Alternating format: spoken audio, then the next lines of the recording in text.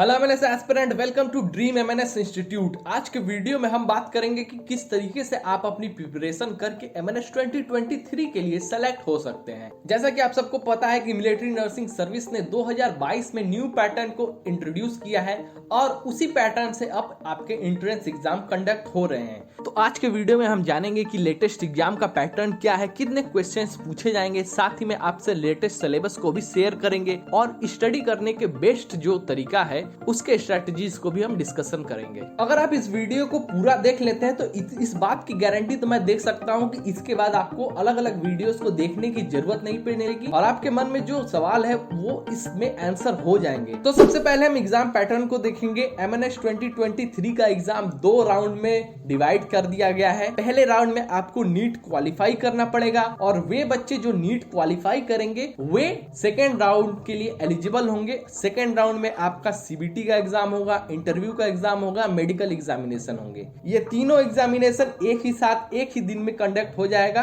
NEET qualified बच्चों की list जो है इंडियन आर्मी अपने वेबसाइट पर रिलीज करती है और फिर वे बच्चे सेकेंड राउंड में जाते हैं। अब हम जनरल ओवरव्यू देख लेते हैं कि एग्जामिनेशन में कितने नंबर्स आते हैं, कितना समय लगता है, कितने मार्क्स होते हैं, ये सारी चीजें जान लेते हैं। सबसे पहले हम नीट के बारे में देखते हैं। नीट में आपके टोटल टाइम 3 घंटे 20 मिनट का दिया जाता है और कुल क्वेश्चंस जो पूछे जाते हैं वे 200 क्वेश्चन पूछे जाते हैं, लेकिन उनमें से आपको 180 क्वेश्चंस को अटेम्प्ट करना होता है। वहीं अगर टोटल मार्क्स की बात करें तो 720 नंबर का आपका पूरा पेपर आता है। हर सही उत्तर पे आपको 4 नंबर मिलते हैं और वहीं अगर आप गलत कर देते हैं तो -1 की नेगेटिव मार्किंग भी यहाँ पर है। नीट में आपको जो सब्जेक्ट मिलते हैं उसमें फिजिक्स, केमिस्ट्री, बायोलॉजी इन तीनों से क्वेश्चंस आते हैं। फिजिक्स से 50 क्वेश्चन पूछे जाते हैं, केमिस्ट्री से 50 क्वेश्चन पूछे जाते हैं और बायोलॉजी से 100 क्वेश्चंस पूछे जाते हैं। जैसा कि मैंने पहले बताया था कि एमएनएस 2023 के सेकेंड राउंड के एग्जामिनेशन सीबीटी और इंटरव्यू में पहुंचने के लिए आपको नीट क्वालिफाई करना पड़ेगा और नीट क्वालिफाई करने का जो स्कोर है वो है 450 नंबर आपको लाने पड़ेंगे। आपका गोल हमेशा यही होना चाहिए कि इससे ज्यादा से ज्यादा नंबर आपको लाना है, लेकिन मिनिमम अगर आप 450 मार्क्स तक लाते हैं तो आप एमएनएस के सेकेंड राउंड में पहुंच जाएंगे जहां पे सीबीटी और इंटरव्यू कंडक्ट कराया जाएगा। चलिए इसके बाद हम सीबीटी के बारे में जानकारी कर लेते हैं। इस एग्जामिनेशन में आपको 30 मिनट का समय दिया जाएगा। यह एक कंप्यूटर बेस्ड एग्जामिनेशन होगा जहां पे आपको कंप्यूटर के सामने जाके एमसीक्यूज दिखाई जाएंगे और उसी एमसीक्यूज में आपको सेलेक्ट करना होगा आपका आंसर। कुल क्वेश्चन इसमें 40 क्वेश्चन पूछे जाएंगे। वहीं 80 नंबर का टोटल पेपर रहेगा आपका। हर सही उत्तर पे आपको 2 नंबर मिले जाएंगे और अगर आप गलत कर देते हो तो 0.5 नंबर का आपका नेगेटिव मार्किंग दिया गया है। सब्जेक्ट इसमें है जनरल इंग्लिश से 20 क्वेश्चन आएंगे और जनरल इंटेलिजेंस से 20 क्वेश्चन आएंगे। 40 क्वेश्चन टोटल हो गए। अब एस्पिरेंट यहाँ पे आपको कंफ्यूज नहीं होना है कि जनरल इंटेलिजेंस अब कौन सा सब्जेक्ट होता है। जनरल इंटेलिजेंस का मतलब है कि general knowledge plus reasoning. Questions जो आएंगे वो जनरल नॉलेज और कुछ क्वेश्चन जो होंगे वो रीजनिंग के टोटल मिला के 20 क्वेश्चन होंगे और इंग्लिश के 20 क्वेश्चन होंगे। आगे है हमारा पैट और इंटरव्यू। इसके लिए आपको 100 नंबर मिलते हैं। पैट जो परीक्षा है वो 2022 से इंट्रोड्यूस की गई है, नई परीक्षाएं हैं। इसका फुल फॉर्म होता है साइकोलॉजी असेसमेंट टेस्ट। यह इंटरव्यू के साथ ही होता है, इसका कोई अलग से एग्जामिनेशन नहीं होता है। जब आप इंटरव्यू देने जाएंगे तो इंटरव्यूअर उसी समय आपसे 2-3 क्वेश्चन आपके साइकोलॉजी असेसमेंट टेस्ट से रिलेटेड पूछ लेगा। बेसिकली इंटरव्यूअर यह जानने की कोशिश करेगा पैट के क्वेश्चंस के द्वारा कि आप मेंटली कितने फिट हैं। मेडिकल एग्जामिनेशन में ये चेक किया जाएगा कि क्या आप फिजिकली फिट हैं इंडियन आर्मी को ज्वाइन करने के लिए। वे कौन कौन से क्राइटेरिया है जिसको एमएनएस एग्जामिनेशन में देखे जाते हैं मेडिकल के दौरान। वे कौन कौन से टेस्ट है जिसको कंडक्ट कराती है मेडिकल एग्जामिनेशन ट्रिप। इन सब के ऊपर कंप्लीट मेडिकल गाइड के ऊपर मैंने एक वीडियो ऑलरेडी बना रखा है। उसका जो लिंक है वो आपको डिस्क्रिप्शन और आई बटन में अभी दिख रहा होगा। तो इस वीडियो खत्म होने के बाद वो वाला वीडियो जरूर चेकआउट करें। पता चला आप अपनी तैयारी कर रहे हैं और लास्ट में जब आप मेडिकल के लिए जाते हैं तो पता चलता है कि आप मेडिकली फिट है ही नहीं। ये आपके नीट का सिलेबस है। फिजिक्स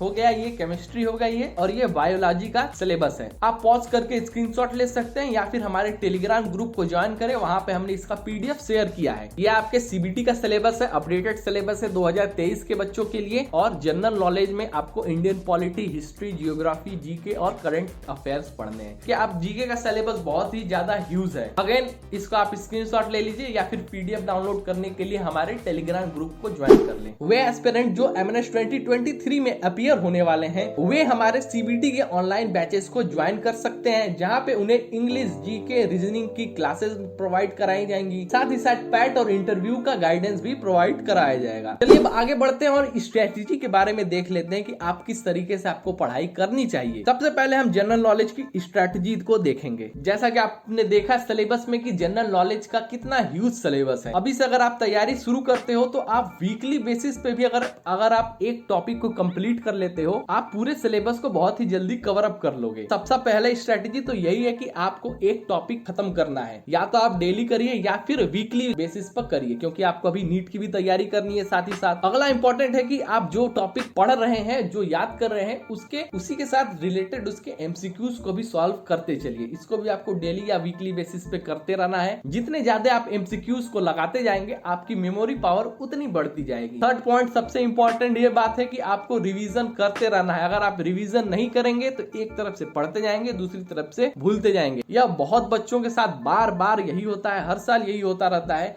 बच्चे पढ़ते हैं और पीछे का भूलता चले जाते हैं। तो यह गलती तो आपको नहीं दोहरानी है। और उसके बाद आता है इंपॉर्टेंट पॉइंट, मॉक टेस्ट। आपको मॉक टेस्ट देने हैं, जितने ज्यादा दे सको उतने ज्यादा दो। प्रेफर करिए कि कंप्यूटर बेस्ड मॉक टेस्ट हो, जैसा कि आपके एक्चुअल एग्जामिनेशंस में होता है वैसा मॉक टेस्ट होता है। हमारे बैचेस में भी हम एग्जैक्ट वही फॉर्मेट प्रोवाइड कराते हैं जो आपको रियल एग्जामिनेशन के दौरान मिलेगा, ताकि बच्चे कंफ्यूज ना हो। अगला है कि आपको प्रीवियस ईयर्स के क्वेश्चंस सॉल्व करने हैं। अगर आप प्रीवियस ईयर के क्वेश्चंस अच्छे तरीके से सॉल्व कर लेते हो तो आपको बहुत सारे नंबर्स तो यूं ही मिल जाएंगे हैं। जनरल नॉलेज में करंट अफेयर्स से भी बहुत क्वेश्चंस पूछे जाते हैं, तो हमको लेटेस्ट करंट अफेयर्स पढ़ने हैं, बहुत पीछे के करंट अफेयर्स नहीं पढ़ने हैं। लास्ट 6 महीने के करंट अफेयर्स आपके लिए इनफ है। और हम करंट अफेयर जो है वो जनवरी 2023 से लेके अक्टूबर 2023 तक का अगर हम करंट अफेयर अच्छी तरीके से पढ़ लेंगे, उनमें से ही क्वेश्चंस पूछे जाएंगे। रीजनिंग में से 1 या 2 क्वेश्चंस आते हैं तो उसके ऊपर थोड़ा कम भी फोकस रहेगा तो चलेगा, लेकिन जनरल नॉलेज में हमारा पूरा का पूरा फोकस होना चाहिए। अब आ जाते हैं इंग्लिश के स्ट्रेटजी में। इंग्लिश का स्ट्रेटजी भी वही सेम रहने वाला है। हमको एक टॉपिक कवर करना है, उसके बाद उसके एमसीक्यूज को सॉल्व करना है, लगातार रिवीजन करना है ताकि हम भूले नहीं,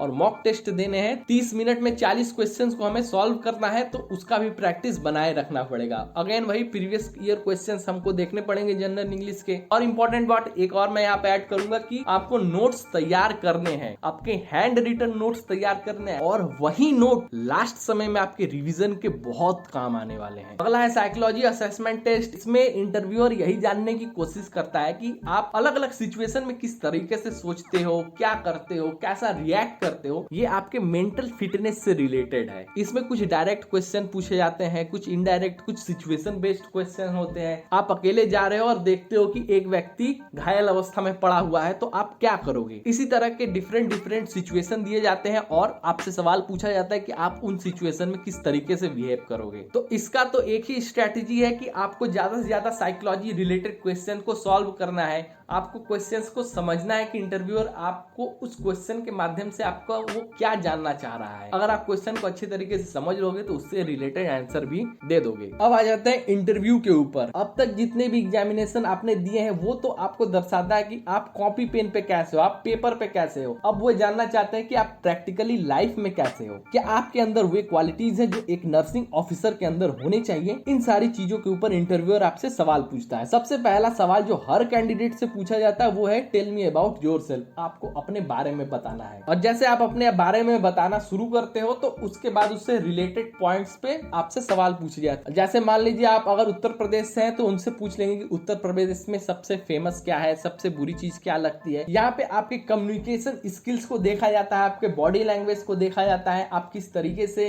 बिहेव कर रहे हो, किस तरीके के मैनर आपके अंदर है। इन सभी चीजों को अगर हम बेसिकली कहें तो ये आपके कम्युनिकेशन स्किल्स और बॉडी लैंग्वेज के ऊपर निर्धारित रहता है। अब जब इंटरव्यूअर आपसे पूछ रहा है कि आप अपना सेल्फ इंट्रोडक्शन दीजिए, तो वह यह जानने में इंटरेस्टेड नहीं है कि आपका नाम क्या है, आप कौन से शहर से आते हो, बल्कि वे ये जानने में इंटरेस्टेड है कि आप किस तरीके से उसको प्रेजेंट कर रहे हो, आपका प्रेजेंटेशन का वे कैसा है। अक्सर इंटरव्यूअर में सवाल पूछा जाता है कि आप अपने 5 कमियों और 5 अच्छाइयों के बारे में बताइए, और बच्चे अक्सर ये गलती कर देते हैं कि वे अपनी अच्छाइयों को इतना बढ़ा चढ़ा के बता देंगे कि इंटरव्यूअर यह सोचने में लग जाता है कि राइट एंगल के बाद तो आप ही का दूसरा नंबर आप ही का है, या फिर अपने बैड क्वालिटीज को इतना बेकार बता देंगे इंटरव्यूअर वहां भी सोच में पड़ जाएगा कि अगर आप इतने ही बुरे हो तो हम आपको क्यों सिलेक्ट करें। इंटरव्यू में बस यही देखा जाता है कि आप किस तरीके से आंसर को दे रहे हो, आपके आंसर देने का ढंग क्या है, कौन से शब्दों का चुनाव आप कर रहे हो, आपका बॉडी लैंग्वेज क्या है, और ऑफकोर्स कि आप उत्तर क्या दे रहे हो। कोई सवाल आपसे अगर पूछा जा रहा है तो आप उसका किस तरीके से अपने प्रेजेंट माइंड का यूज करके उत्तर को बना रहे हो, किस तरीके से आंसर को दे रहे हो। हमारे जो ऑनलाइन बैचेस हैं हम उसमें इन सभी चीजों के बारे में बहुत ही इन डेप्थ तरीके से कवर अप करते हैं। तो अगर आप ज्वाइन करना चाहते हो तो ज्वाइन कर सकते हो। हम वहाँ पे आपको इंग्लिश पढ़ाते हैं, जीके और रीजनिंग की क्लासेस चलती रहती हैं। अभी जो बच्चे इस वीडियो को देख रहे हैं और MNS 2023 के लिए अपीयर होने वाले हैं उनके लिए यह गोल्डन टाइम चल रहा है, क्योंकि अभी उनके पास बहुत समय 7-8 महीने का समय बचा हुआ है और वे चाहे तो बहुत ही आराम से बिना प्रेशर को लिए धीरे धीरे तरीके से इस पूरे सिलेबस को कवर कर सकते हैं, अपनी पूरी तैयारी बहुत ही अच्छे तरीके से कर सकते हैं। और अगर आप हमारे ऑनलाइन बैचेस को ज्वाइन करना चाहते हैं तो उसका भी लिंक डिस्क्रिप्शन में मिल जाएगा। आई होप कि आपको सभी पॉइंट अच्छे तरीके से समझ में आ गए होंगे। अगर आपको कोई भी इससे रिलेटेड क्वेश्चंस हैं तो आप कमेंट में हमसे पूछिए, हम उसका आंसर देंगे। और अगर आप मेडिकल प्रोसेस को समझना चाहते हैं तो ऊपर वाले वीडियो को देख सकते हैं। तब तक के लिए see you guys in next video. जय हिंद।